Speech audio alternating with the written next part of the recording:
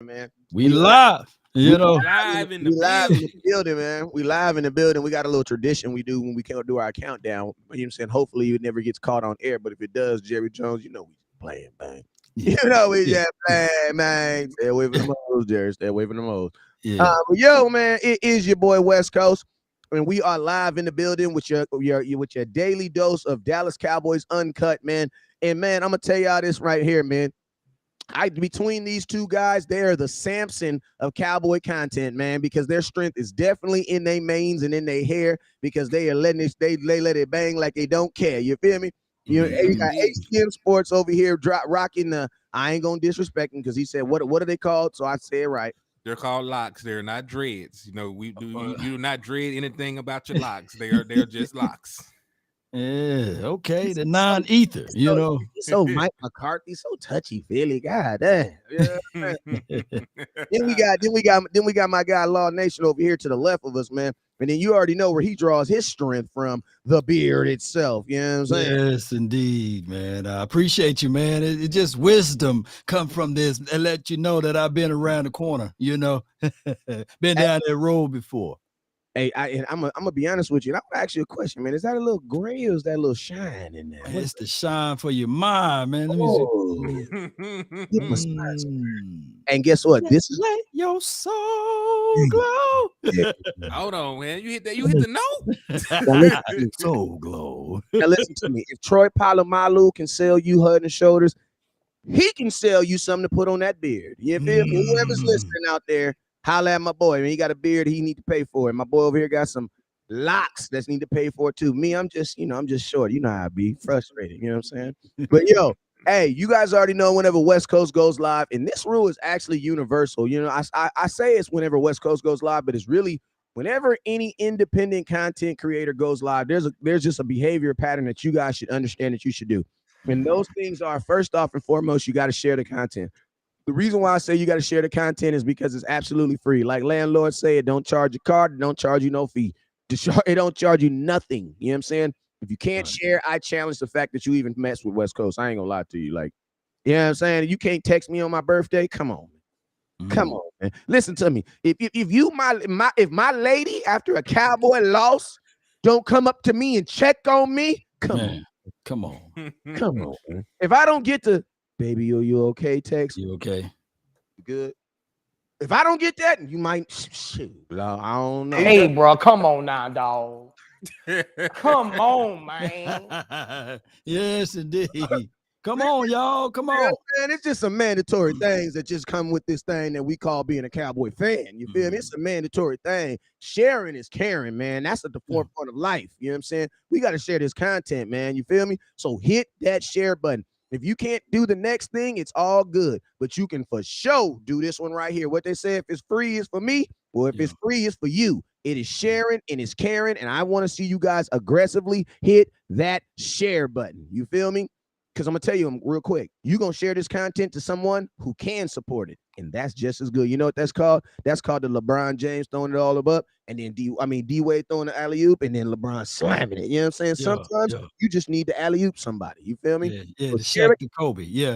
Share the content. Kobe to Shaq. Yeah, the Dak Prescott to CD Lamb. You know what I'm saying? Get it. Neck. You know what I'm saying? You be Dak, share the content. Someone over there gonna score the touchdown. You know what I'm saying? And you all gonna work this thing together. But listen to me, it's some high rollers in here, and not even high rollers. It's some folks that say, you know what? I want to make sure that this Cowboy content keep on going on. Why? Because we know Jerry Jones got several lawsuits that will say that he does tell fibs every now and then. Now, allegedly, I'm just saying the lawsuits will be proof that every now and then he might tell a fib. You know what I'm saying? So since we know that Jerry will tell a fib, we need you guys to support this content by ways of Facebook, on Stars, by ways of YouTube, on Super Chats, so that the content can grow. Now, I'm going to tell y'all this is going to be a million comments in this show. It's going to be a bunch of good ones. It's going to be some dumb ones comments too. But I'm going to tell you this right now. No matter how good or dumb your comment is, if it's in yellow or if it's in green on Facebook, oh, my mama. And my mama's a Cowboy fan. I'm going to try my best to read it. I'm going to try. You know what I'm saying? So if you got something that's really, really, really, really important, hit that chat, that super chat, hit that that start button, hit it, put it in there, and we're gonna put it right here on the show. You feel me? Oh, also for everybody that's tapping in and showing love over here with me at the liquor store, man, we're still doing a raffle until the 31st of this month for a Dallas Cowboy jersey. So if you want to participate, you want to get your chance to win a Dallas Cowboy jersey of your choice. You know, I ain't gonna be like that. I'm gonna let you choose if you win. So if you're down to do that, man, just hit the Cash App at $Henny the more, and y'all got until now until the 31st to do so. Y'all want to participate. And what if they say they want a Kelvin Joseph safety jersey? Then damn it, we're gonna make it happen for him. Wait. That exists? It exists now. What are we, fellas? Did we have a position flex happen at training camp at OTA? Let me listen. I'm gonna call this training camp about 4 more times in the show. Don't correct me. Okay, don't correct me. I'm just really excited because training camp is right down the window. But this is OTAs. It even says it on the damn name. OTAs. It's me. I'm the one that's gonna mess it up. So in OTAs, somebody took a picture of Kelvin Joseph playing safety and hanging out with the safety room. Fellas, what's your thoughts on that one?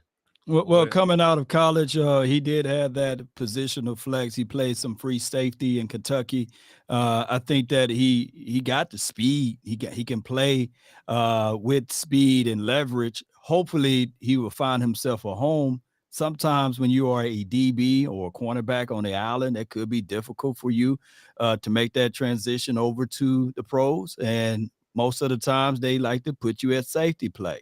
Now that I'm looking back at this, I look at it like, man, Izzy could have stayed at DB or pretty much cornerback, and Kelvin Joseph should have been made that switch if he was having difficulties playing on the edge there.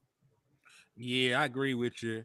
And if I'm not mistaken, he was a 5-star safety coming out of high school, and he did not make the move to cornerback until he got over there to LSU. Was it LSU he started at? LSU, and then he went to Kentucky. When he went to Kentucky, So like he always, he had the issues why he had to leave. So yeah, man. And listen, if you just look at the things that he actually grades out at doing in the NFL, one is not covering. You know what I'm saying? Like I done talked about. The amount of yards, the passer rating given up, touchdowns given up, and his limited snaps, it was not covering. But if you look at him as a run defender, he has a very high tackling grade. He has a very high grade against the run. So that all goes in line with somebody that will be a pretty good safety. So I think it might save his career. You know what I'm saying? Like I don't think he's right now developmental wise. I don't think he's better than the run Bland. I know it's not saying much. I don't think he's better than Nahshon Wright, because at least Nahshon Wright got his hand on the ball and did not give up 2 touchdowns in a quarter. So I don't think that he developmentally is better than some of these other defensive backs right now. So I think safety would be the move that might actually save him a roster spot. And I'm gonna tell you this right here: like when he came into the league, my first timeout. Pause, man. Hey man, this dude got one. Shout out to man. Look at the trophy. I see it in the back, man. Oh, you talking about it right here. hey, listen to me. If you a content creator, if you ain't motivated, you in the wrong business, man. You ain't. Listen to me. I'm motivated like a mug, bro. Thumbnails going dumb. YouTube going dumb. I'm motivated, bro. Let's go, man. Let's get it. Listen to me. Because the way you are motivated will bring more content for the Cowboys community. So it's a win-win situation. I love it, man. I love it. Hey, but listen to me real quick. When Kelvin Joseph came into the league, my thoughts was, LSU is one of them schools where it's like, and listen, there's nothing bad about LSU, but it's like one of them schools. If you get kicked, like Tyrann Mathieu technically didn't even get kicked out of LSU. Like LSU is one of them schools where it's like they're all about academics. Yeah. But if you can play some football, bro, they gonna figure it out. You know what I'm saying? They're gonna figure it out. So when I was like, man, that transition from there, then he went to Kentucky, you know what I'm saying? And then just looking at his attributes, everything about him said, one, because I'm gonna tell you, the mindset of a corner in the NFL, especially a young corner that's expected to play, bro, you got to be really, really smart and on it. You know what I'm saying? Because you got to remember, Trevon Diggs, when he gets, listen to me, Trevon Diggs is an all-pro corner, but he doesn't get only scored on by all-pro wide receivers. Right. That's how it works. But and I'm not trying to, and y'all know Diggs is my dude, so don't take this the wrong when I say this, but I know some dudes right now who scored on Diggs who I don't remember their last name, but I remember their number. Yeah. Because that's how it is in the NFL with these young wide receivers, bro. Like everybody can go. You know what I'm saying? Yeah. So it's like I just didn't feel he had the hips for it. And I'm gonna tell you this right here, man. If you don't have the hips for that in college, where like everybody in college doesn't have like a number one. Like most college teams have, unless you're like Alabama or a power school, they have like a good core of receivers, right? Yeah. NFL, bro, everybody got somebody making $15-20 million to catch the football. Everybody does. You know what I'm saying? Everybody is putting money into their offense. So it's like, if you can't really do it at a high level in college, it's hard for me to be like, I think he's gonna just grow into that in the NFL. So it's like, that's why I felt like put him at safety, because at least at safety, his skill set is actually faster and better than most tight ends. Like if you line Kelvin Joseph up against every cornerback in the NFL, starting cornerback in the NFL, I mean starting wide receiver, I don't think he's gonna beat too many of them dudes. You know what I'm saying? Well, here's how it goes with Kelvin Joseph. First and foremost, he only had 15 games in college. That's not a long list of games. And one of his claim to fame in college was the game that he put the clamps on Devontae Smith.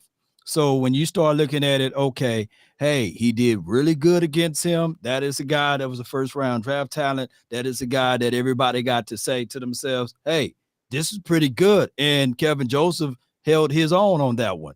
Now that you go to the pros, and now you got issues off the field, and you got other things that could be stirring around in the Cowboys locker room and beyond, then you lose concentration.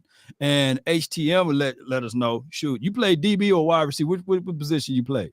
You wouldn't believe I was an offensive lineman a couple. You O-line. Oh my goodness. Wrong. O-linemen always become small and wide, Landlord was a wide receiver. Landlord, wide receivers get big. He looked like a D tackle me. Yeah. So what I'm trying to say here is that with DBs, skill guys on the outside, it's got to do with confidence. If you lose confidence, shoot, you will melt down. And I've seen that with Kelvin Joseph. He kind of lost his confidence and he was overanalyzing, overthinking. So now that if he going to the safety spot, your number one goal as safety is the last line of defense.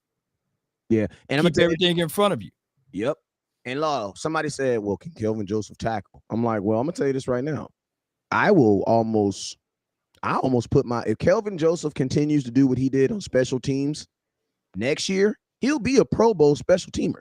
Because and this isn't even no cap, but think about this. San Francisco 49er game. You need a turnover. Yeah. Who got that turnover for you? Kelvin Joseph did it. On special teams, yeah. Special teams. Going down. And also look at the traits he was doing. He was going down looking for the football. He wasn't covering. He had no responsibility. His own responsibility was what? Smack the mother effer who got the ball. Yeah. Right. You know what that sounds like to me? J-Ron Curse. Well, listen, safety. I'm going to say this. We were talking about Dan Quinn putting players in their best position to succeed.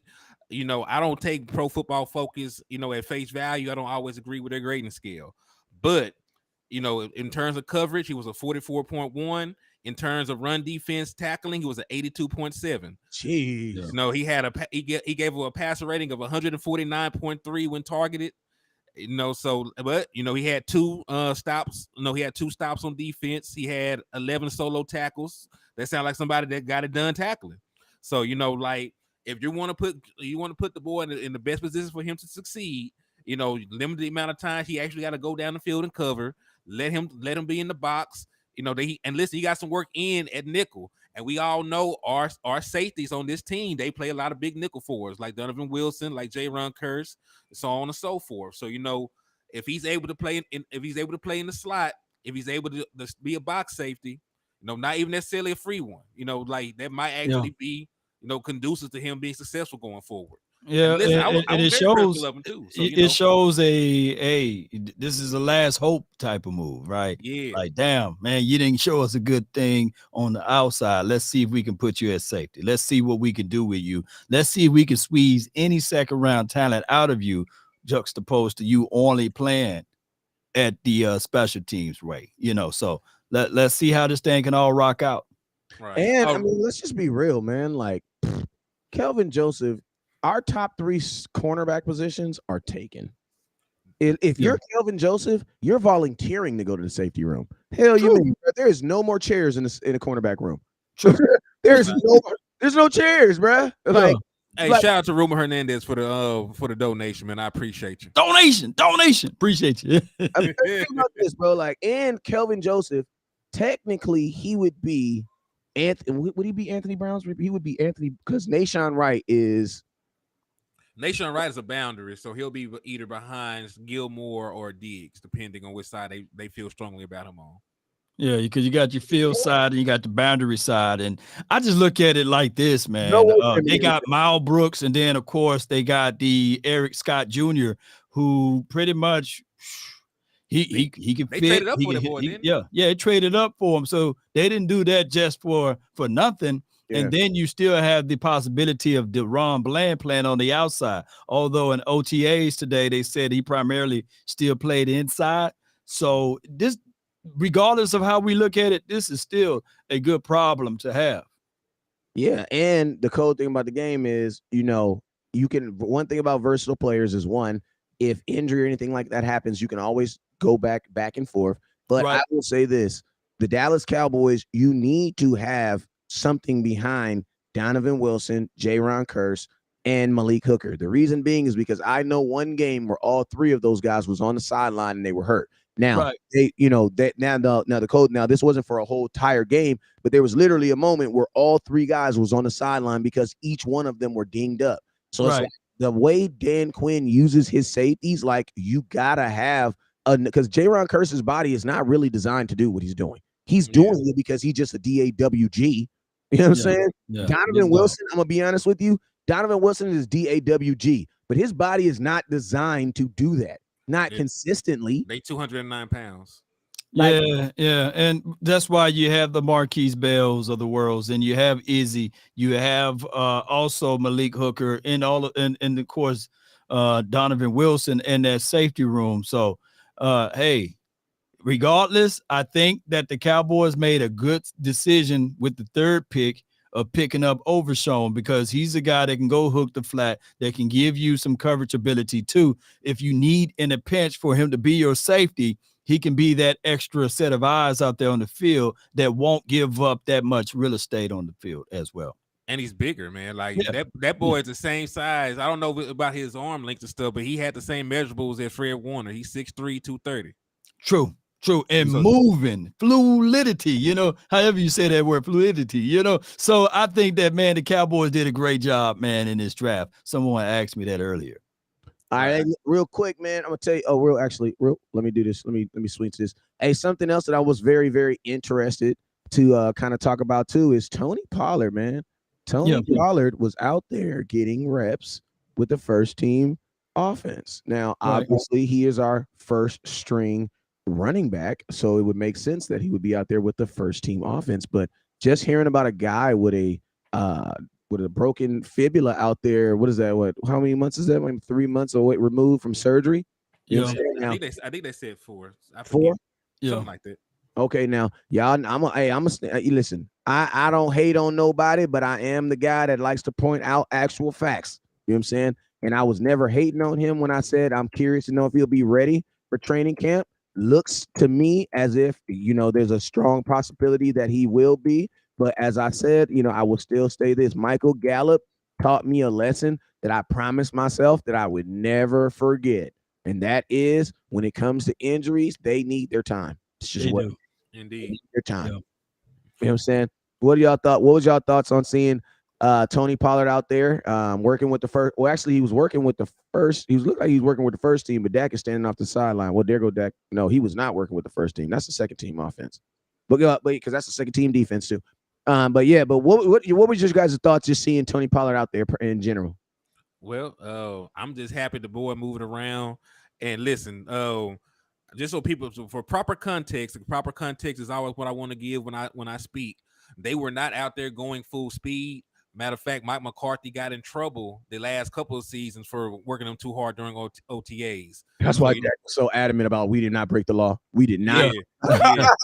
He got fined. He got fined a couple times. So Dak was adamant about it, boy.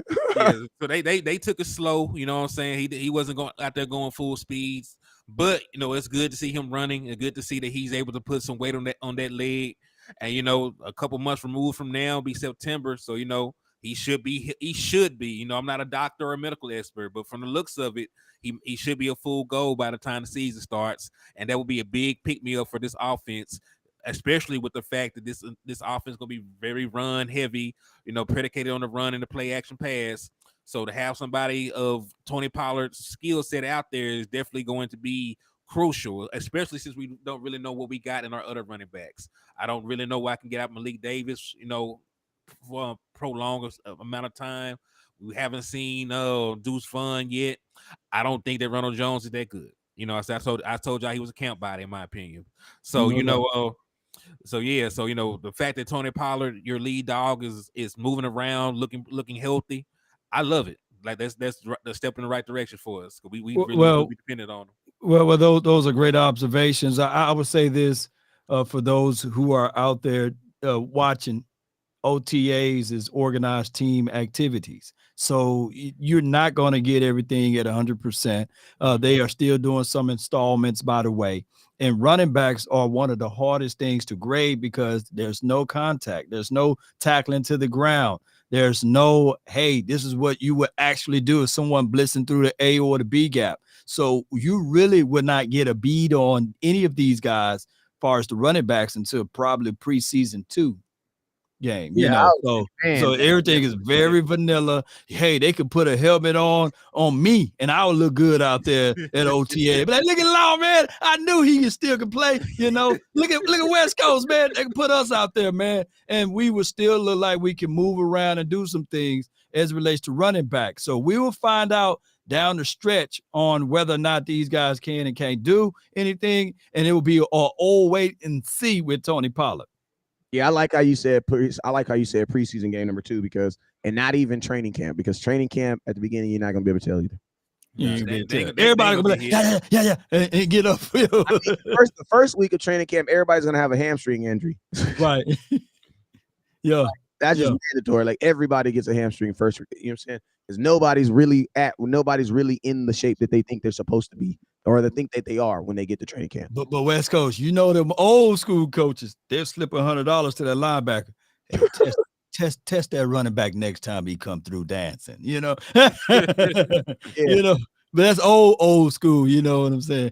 But I ain't saying any bounty is going on in this Dallas Cowboys situation. And I'm gonna tell you something. Like one thing that I got it. Like something that I will be encouraged to see with Tony Pollard is in 2023. Is he gonna have a brace on that leg, man? Is he gonna have a brace? You know what I'm saying? Because it looked as if he had a brace out there today. You know what I'm saying? I'm interested because what I've learned about players wearing braces and wearing those types of things, it brings more attention to an injury that they're trying to get over. You know what I'm saying? Yeah. So I'm gonna be honest with you, one of the mental things that I would like to see Tony Pollard going into training camp is being able to is there a time where he doesn't have that brace on? You know what I'm saying? Because when Zeke guys heard that brace, that mug never came off. You know what I'm saying? And that's when you also saw a different Zeke. Players just don't play the same when they're favoring an injury. So I'm curious to see how that works out with. But I mean, obviously, I want the best for Tony Pollard because I honestly think that Tony Pollard has to come back better than what he was because his responsibility is now greater. You know what I'm saying? He's on the contract, even though they gave him $10 million for that franchise tag. Hey, all eyeballs on him. If the Cowboys don't extend him, he's playing on a job interview, Wes and HTM, for all 32 teams. Man, when you play under that franchise tag, that is exactly what it is. I'm gonna just say this: like, if Tony Pollard does what we expect him to do, he will not be a Dallas Cowboy next year. True. Listen, we're going to be moving to a West Coast offense. There is a reason why the coaches used to refer to this as the long handoff. Like we would talk about Tony. Hey, the West Coast. You would talk about Tony Pollard getting a chance to catch the ball. Like, shoot, theoretically, he should have a career year in receptions, and he'll probably have, close to 1,000 yards again this season. If not, I can play so good, that. Hey, you can't we afford be like, you better not pay that man $90 million. Definitely, it's a good problem to have, but it's a situation for us. We want him to play so good for us to say, you know what, pay that man when you traditionally don't want to pay no more running backs anymore. Right. And listen, like, that's one of the reasons I would have preferred the Dallas Cowboys to get a long-term contract done with Tony Pollard, because they were already trying to suppress the running back market. And then they turned around, and not that they turned around, but then he turned around and got injured. So they were already suppressing the running back market. He had broke his leg. You know what I'm saying? You had all the leverage in these talks, and you franchise tag him. So now, theoretically, you're overpaying him, right? Not saying that he's not a good running back, but you got Josh Jacobs making $10 million. Aaron Jones had to take a pay cut. They're talking about trading Derrick Henry. Dalvin Cook is supposed to hit the free agent mark. He's supposed to get cut around June the 1st if the rumors are true. So you had all this leverage. They don't really want to pay a running back. They're actively trying to suppress it, and you give this man $10 million fully guaranteed while injured. Mm-hmm. Yeah. That doesn't make no sense. And I'm gonna tell y'all something. I'm gonna tell you something too. That's kind of crazy. I don't even think the Cowboys are contemplating signing Tony Pollard next year, because Tony Pollard is 26 years old right now. When he re-signs next year, he'll be 27. Well, guess what? Zeke is 27 right now. You know what I'm saying? Like, if they didn't want to sign Zeke, if they didn't want Zeke on that type of money, why would they do Tony Pollard? Like I said, unless he takes the door off the hinges this year, and it'll be a situation like that. Right. Or they green for the donation. I appreciate you. Or unless they do this right here and give him a 3-year contract right now, and pretty much they don't rescind the franchise tag, but I think that they can still work into a contract right now, even though he already signed it. So they can still work in a 3-year deal with him right now, but it'll have to be really team friendly. Yeah, and like, I honestly, I just don't think that they're gonna re-sign Tony Pollard. It just no. It doesn't make, because think about this. If you wanted to re-sign him, why would you not re-sign him now while he's hurt? This is the cheapest you'll ever get him. Yeah, listen, what if he has a good season? Let's say he makes another Pro Bowl. He'll be a back-to-back Pro Bowl selection. He'll probably have back-to-back seasons over 1,300 yards all purpose. You know what I'm saying? Like, he'll have a market out there. Somebody will want to pay Tony Pollard some money. You know what I'm saying? So I don't know, man. Because you think you gonna? I mean, look at the boy Miles Sanders, man. You think Miles Sanders was a guy where I would have thought would have been able to get a little bit of money, and he's only making $6 million. And then I'm talking about giving him a long-term contract. I'm not saying they're gonna break the bank. Oh yeah. He might. Yeah. I think that the NFL is, they got their thoughts on running backs, and they devalue running backs. And right now you got Zeke on the street, you're right, and you got Austin Eckler, who decided to say, okay, yeah, I'll finally play under this contract. Just give me $2 million incentives. That he was literally on the street just of last week. So it's one of those things, y'all, that, I think the NFL kind of looking at running back saying, hey, man, we can go in the draft and draft one. Facts. And to be honest with you, it's like, it also, you need to understand what you're going to use your running back. If you're going to be using your running back as a bell cow, then you need to go draft a guy in the first round. That's first round talent. But if you know that you're going to be using a dual threat, then you might not want to spend a first round pick. You know what I'm saying? You might not want to spend a whole, top like Atlanta. Atlanta got the boy from the from Texas. Bro, I had better not hear about nobody talking about sharing carries. Get the hell out of here. Yeah, with that picture, he should be the bell cow. Yeah, but the team that I'm gonna be looking at will be, I'm looking at Miami and seeing how they're gonna utilize their running game, because they got a lot of running backs, as well as Seahawks. They got a lot of running backs over there, nice ones, and they drafted a guy in the second round, I believe. Zach Hey, Charbonnet. I'm gonna tell you something about the Seahawks. The Seahawks is a team that has quietly led the NFL a few times in rushing. Like the year we played them in 2018, they were the #1 rushing team in football. And think about this, they've never had a lead, they've never had an individual who led the league in rushing. It's always been the entire team. You know what I'm saying? Yeah. And, you know what I'm saying? And it's crazy because that's they did good running the ball last year, and that's post Russell Wilson. You know what I'm saying? So it proves that when you have a system and a philosophy, you just roll with that. And just like, for example, in the last 2 or 3 years, the Niners been the same way. They've been a team that's been top in offense with musical chairs at quarterback. Mm-hmm. They keep their philosophy. They keep their principles. So hopefully, man, even with this particular team, we can start utilizing and using West Coast schemes and principles. And regardless of who's back there, we can get back to systems and schemes where it doesn't matter. Anybody could actually run and look good back here. Hopefully that will be our case too. And I'm gonna tell y'all something real quick, like, because I think there's this narrative out there, people that say they're rewarding Tony Pollard. Like, listen to me. They didn't reward Tony Pollard. You don't reward him by not giving him a long-term contract. Now, I'm gonna tell you, to people, now, hey, when I say this, I'm not trying to offend nobody. But to us broke folks, $10 million, that's a whole lot of money. It's a whole lot of money. But you got to see it like this. In NFL, my homeboy just retired. You know what I'm saying? The homie Todd Gurley just retired, right? Bro, Todd only played like 8 years in the NFL. Now, when you think about it, I was at the camp with him a couple weeks ago, and I was just picking his brain and stuff. And he's just saying, like, well, people, like, one of the struggles that people don't understand about being an NFL player is the money you make in 6 years has to last you 80. Yeah, 80. Ain't nobody trying to get a job. Like, what?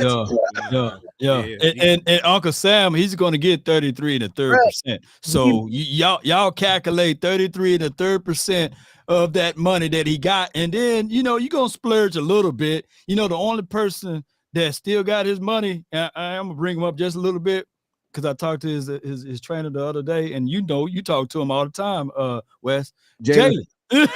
Jalen still got every penny. I'm gonna tell you this right now. Jalen Smith made 40 bands with West Coast, man. I ain't gonna tell you how he did it, but what Jalen made over 40 bands with West Coast. I know he ain't spending it, man. He still got his third grade money, lunch money. Like, Jalen Smith is definitely a dude. Like, he's gonna be one of those Kirk Cousins dudes where it's like, bro, go look at how much money Kirk Cousins made over his NFL career. Right. It's ridiculous, bro. Kirk Cousins has made a ridiculous amount of money playing football. It's ridiculous. Hey, before I bounce, man, let's talk about this offensive line because I got another show at the top of the hour. Hey, can I?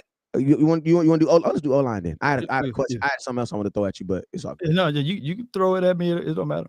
I was trying to find a picture, but I couldn't find it. But I want to know, what are y'all thoughts on PFF and these NFC East, these NFC rankings, bro? They refuse to put Dak higher than 3. And they refuse to acknowledge that Dak has never lost to Jalen Hurts. And if I'm not mistaken, I don't think we've lost to Kirk Cousins. Once. They have one time. Bro, they have Dak as the 3rd best quarterback in the NFC, and they have Jalen Hurts and Kirk Cousins over him. I'm like, bro, they are not watching Cowboy games. Dak 41. Dak dropped 40 points on both them dudes, bro. Yeah, it's sad, man. Everybody else, this is how they grade Dak Prescott. Everybody else, they will use either total body of work, right? And they say, okay, this is how it is. Or they would use individual one season work, to propel them. So Dak Prescott, they use selective stats with him, and they don't use total body. And then they would say, okay, now this off season, they say, okay, this is who he is, 15 interception guy, right? Mm-hmm. But before then, it was like, hey, man, what can he do a little bit more? Can he prove it a little bit more? And if you look at Justin Herbert, right? They using, last year he made it to the playoff. Now he's this great thing. The same thing with Jalen Hurts. They using, last year. I thought that you have to have at least 3 consecutive years before you can start putting people high up on the list. But now is all of a sudden, let's just use his last year for Jalen Hurts and use his last year for Justin Herbert. It's crazy. Yeah, it's stupid. But listen, they cannot use Dak Prescott's body of work, because if they did and they looked at his career numbers, they would have to actually recognize him as one of the best modern quarterbacks in NFL history. Dak Prescott is currently 9th all time in career passer rating. He has a better career passer rating than Tom Brady and Tony Romo. They don't talk about that. He has a top 10 completion percentage all time. He's top 10 in touchdown to interception ratio. Top 10. He's actually top 25 in career win percentage. You know what I'm saying? So Dak Prescott is a winner. Like he's top 10 in production, and he's actually on pace to break all the Dallas Cowboys passing records in the next 3 years. He'll pass Tony Romo in total yardage in the next 2.5 years, and he'll pass him in touchdowns in the next 3 years. If he stays healthy and he stays on the team. So like Dak Prescott is a top 10 quarterback when you line him up against everybody else out there. But like you said, they will nitpick and they will try and find very obscure categories to try and say that Dak Prescott is not that guy. Yep. And then it was cool. Like, this is the craziest thing. So when I did the whole comparisons of Dak Prescott first 6 years or 7 years to Peyton Manning, it's a different era, right? So when you listen to the people when they was comparing Peyton Manning to Dan Marino, it was cool when they was doing it, you know what I'm saying? But it was a different era, you know what I'm saying? So when you should go in and start utilizing different eras, right? So here's the craziest thing of it all. It's like, it's cool to compare other quarterbacks to different eras, but it's not cool to compare Dak Prescott to those different eras, because they said the football field and changed and the rules and regulations changed. Yeah, and I'm gonna tell you also, what that also means too is, like, you also have to acknowledge then that Dak Prescott has a higher expectation than those guys too. Then, yeah, true. You know what I'm saying? Because like, think about this, like, these other guys, they didn't come in with the expectation of we gonna, you know what I'm saying, that Dak Prescott. And I'm gonna tell you, I think the thing that hurt Dak honestly was success, man. Like, early success will it doesn't hurt.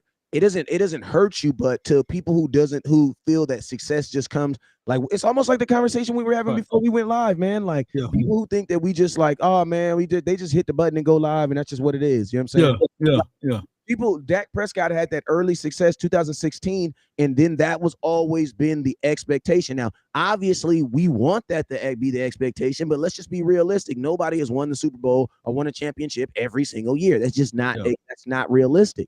You know what I'm saying? Where these other guys have come in, like Dak came in the league and was kicking ass. You know what I'm saying? These other guys came in the league and was kind of like, you know what I'm saying?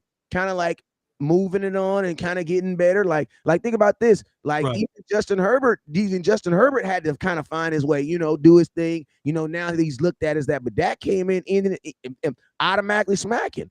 Justin Herbert just went to the playoffs this year, even in the league 4 years.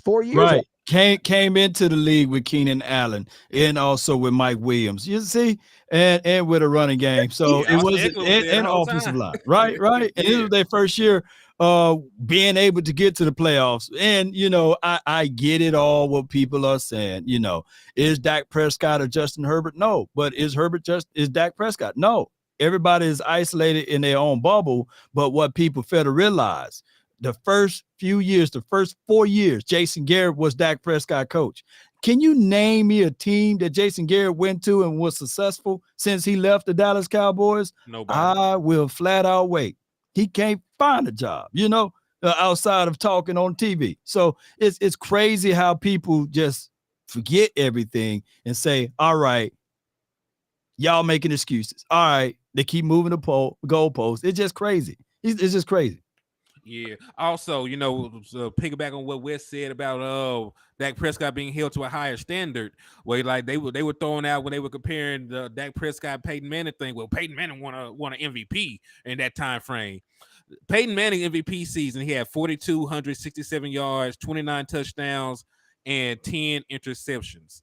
Dak Prescott, in 2021 had over 4,400 yards, 37 touchdowns, only 10 interceptions, and they won almost the same amount of games. So Peyton Manning got an MVP for his performance, and Dak Prescott didn't even get voted to the damn Pro Bowl.